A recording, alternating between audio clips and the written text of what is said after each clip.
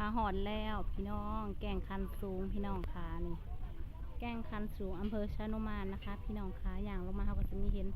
หันขอกหันค่าพี่น้องคลายเครื่องนะพี่น้องบรรยากาศดีดีพี่น้องปองไปบรรยากาศดีแห้งพี่น้อง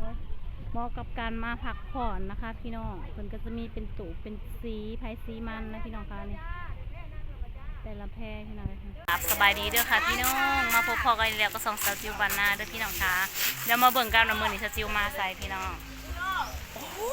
มาปิกนิกเขามาปิกนิกนี่สาวซุปเปอร์นี่ปลูกพี่น้องพามาปิกนิกจ้าพี่น้องเปิดคลิปใหม่นะคะสาวซุปเปอร์นี่สบายดีจ้าป้าพี่น้องเด้อสิไปคว้าน้องแอมมื้อนี้สาวซุปเปอร์นี่พามาอีกแล้ว โทรศัพท์เองอยู่ไสวะเฮ้ยเองก็ยังบ่ได้ถ่ายคลิป คันบ่มีสาวปานี่สาวจิวก็สิบ่ได้ออกไปใส่ได้พี่น้องเอ้ยสิบ่ได้ไปเที่ยวทางไหนนะคะนี่ เมื่อนี้เองก็สละงาน4 งานสาวซุปเปอร์นี่อุตส่าห์บ่ได้ไปงานนะคะเพื่อพาพวกเราทีมงานมา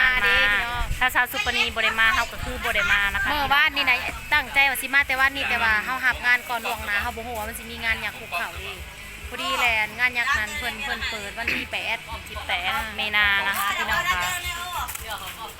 ค่ะเดี๋ยวสาวจิวลงไปถ่ายบรรยากาศให้เบิ่งน้องดาวกับน้องฝ้ายยังไอศครีมกินไอศครีมอยู่นะตามลงมานำหลัง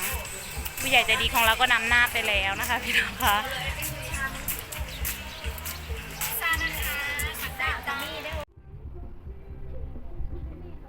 อ้าวซุปเปอร์นี่ถ่ายรูป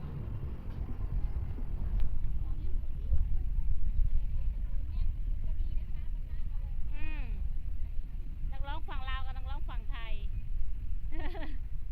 บ่เห็นตัวจริงคนจักเถื่อเห็นแต่หูพี่น้องแซม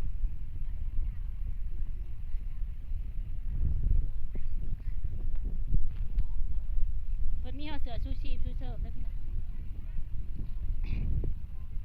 โอ้ยน้ำขึ้นไหลคักแท้นี่นะมีทุกสีวันนี้สีหลากยามนี่ผัดน้ำขึ้นเดือน3 เดือน 4 เดือน 5ลงหมอระบบแห้ง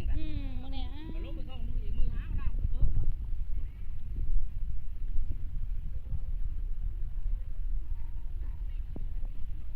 โอ้ยไปพูนเฮ้ยจังใครคลิปน้ำคนนี้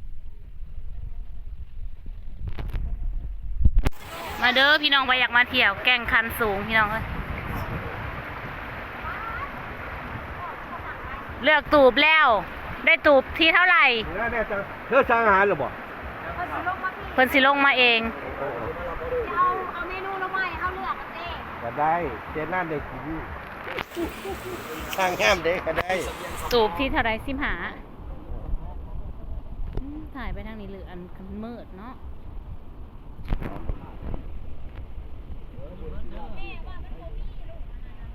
ว่าโทรศัพท์เฮามืดบ่วะซื้อกินผู้เดียวก็เป็นดาวสิเจอไว้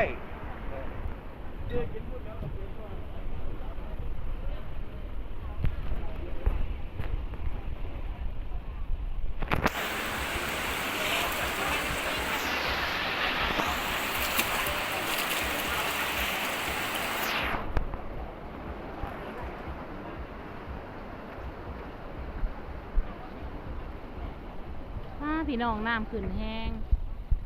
น้ำซะบ่ขึ้นก็ดอกกระเดียแทบเป็นตาย่านเรียนเป็นกอดแก้วตำปูมาบกแกอย่างนั้นมันหนองปกติแกได้เลยนั่นน่ะวันนี้มันมีงานต่ออร่อยไหมหนูมันต้องทำเวลาอร่อยแซ่บทานเท่าบ่เยอะโคตรแซ่บเลยเบิ่งแต่สีสันเลยเวลากินพี่น้องเขาก็บ่เอากันให้เศร้าเป็นวัดละบัดโอ้ยปากบ่ค่อยได้รสชาติเป็นวัดก็เลยแบบว่ากินบ่ค่อยแซ่บยำแซ่บให้ละซีมจับนี่อากาศดีอะไรพี่น้องนอนกันได้บัดนี้รุ่นกระโลกเนาะว่าแล้วเมื่อตาบ่ได้เนี่ยเป็นวัดบ่ได้ไปมีเด็กไฟนำได้เฮาเนี่ยเนาะบางทีตอนนี้ทุกคนกำลังกินอาหารอย่างอร่อยนะคะพี่น้องคะอาหารเขาก็มีแต่แบบว่ารสจัดจ้านพี่น้องก่อนเด้อรสจัดจ้านมากเลยก็เห็นกินเบียร์ก่อน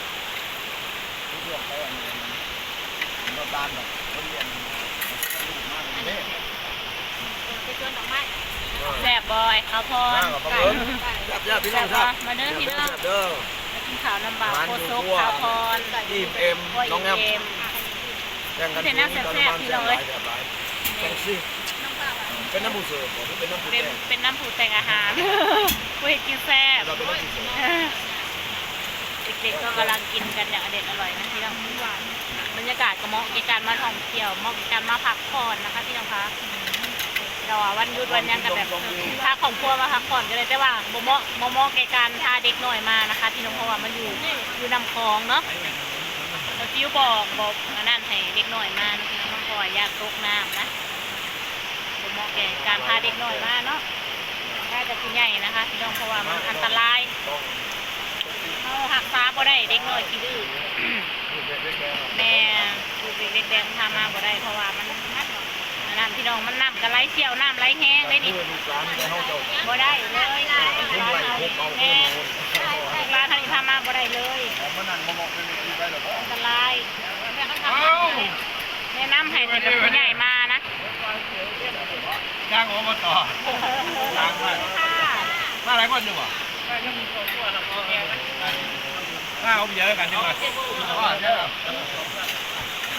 น้ำไหลแห้งรถตายรถบัดนี้ตกใจเด้ ว่าเสื้อต้นเสื้อกันเซนน้ำมันอยู่ใส ไปดึงเสื้อคางนั่น ไป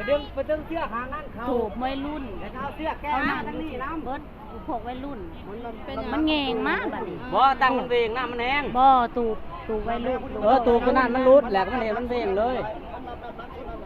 เขาจะบ่ได้นั่งอยู่ลุ่มคือซุ่มเฮาเขาจะนั่งอยู่คานเบิดเลย แล้วมันรุด ถ้านั่งดีๆมันก็บ่เป็นหยังดอก ถ้าเสื้อเส้นนึงมาแก้ ตกใจได้โซเตรียมแก้เครื่องได้บาดนี้เป็นหยังเนาะบาด พี่จ่าไปดึงตัวนั้นเวงเขาแล้ว พี่น้องแพ้รุดเป็นไงบาดนี้ ล้มน้ำเลย ตกใจเด้ตกใจ คนหายเลยเขาเสียเขาเดี๋ยว ไปหาเสื้ออีกเส้นนึงแก้ไม้คอยก็ได้ มันรุดหรือว่ามันแม่นต่อได้ ว่ามันเรื่องแล้วนั่นเลยเห็นมันรุดตัวกอตัวนี้แบบนี้นะ จะกอไว้ซื่อ ว่ามันกอมันเป็นอะไรซุปดิ ไปไปเจ้าแห้งร้อยน้ำ ดูฮะ เฮ้ย เอากระเป๋าเอาโทรศัพท์ มาขวดกัน ขายจีดอกคะแนนมันมีเสื้อเส้นใหญ่ไงจำพวกนี้มันขายเอง น้องได้สิเก็บแก้ส่ง วันที่เมื่อบ่ได้ บ่ได้ใจวาย เดี๋ยวนี้ละเมื่อบ่ได้เด้อว่าเอาเด้อ ยานพี่น้องน้องฟ้าไม่กลัวเหรอลูกน้องฟ้าบ่กลัวเด้ผู้บ่าวร้ายอยู่ผู้บ่าวเอาผู้บ่าวบักไอ้ร้ายหนึ่งน้องฟ้าว่ะเด้ผู้บ่าวทางหลังน้องฟ้าเด้ผู้บ่าวซอยผู้สาวเนี่ยเด้ได้จังไดน้องดาวน่ะนั่งอยู่พุ่นแล่นมาฮอดพี่จักตูบเฮาน่ะ2 4 6ตูบพี่น้อง6ตูบตายรถเกิดเขตไม่คาดคิดตูบรถพี่น้องสะพานรถบานในซุ้มเฮากับข้างอยู่นี่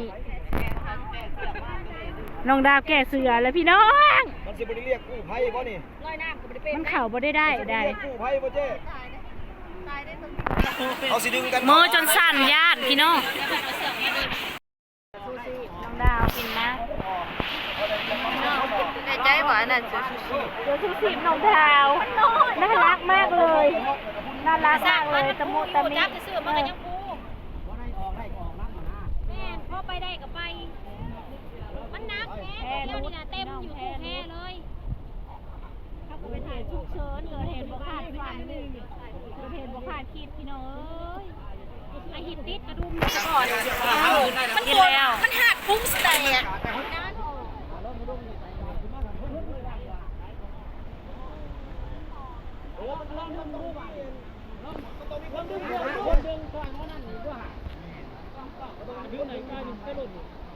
มันโซบได้บ่บันไดนะบันไดโซบได้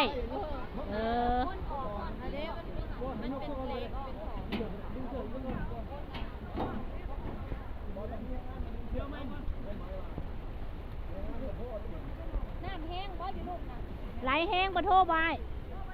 น่ะไหลแห้งอะไรนี่ เอาบันได มีแป้งข้างเงาเลยสักหน่อยมะกาดได้เลือด มีแป้งเนาะขึ้นมาแล้วพี่น้องออกมาได้อย่างปลอดภัยมาไกลได้ซุมเฮาน่ะพูดฟังบ่ โอ้ยมีแม่นมาพร้อมกันกับมีหนาอยู่ ขึ้นมาได้อย่างปลอดภัยแล้วพี่น้องตอนนี้ คุ้นๆเนาะ มันน้ำไหลแห้งพี่น้องเอ้ยตูบหนึงเลยรุดมันก็คือรุดบุดรุดโลดพี่น้องบอลต่อนะบอลต่อสะพานทางนี้ก็รุดปุดเลยออกมาแล้วหัวใจยังเต้นอยู่นี่เมื่อยนั่นพวกดึงเท่ไว้ช่วงดึงซอยกันพี่น้องดึงแล้วก็ซอยลำเลียงกันออกมาพี่น้องตกใจแห้งพี่น้องคะกะทำกันออกมาได้อย่างปลอดภัย ยายกับยุดแพ้เดียวกันบอก ภัยทุกคนนี่ประสบภัยนำกัน ถอดชูชีพไปเพื่อนเลยลูก ก็คือแบบออกมาได้อย่างปลอดภัยแล้วพี่น้องพี่น้องบายพี่น้องบ๊ายบายพี่น้องคะบ๊ายบาย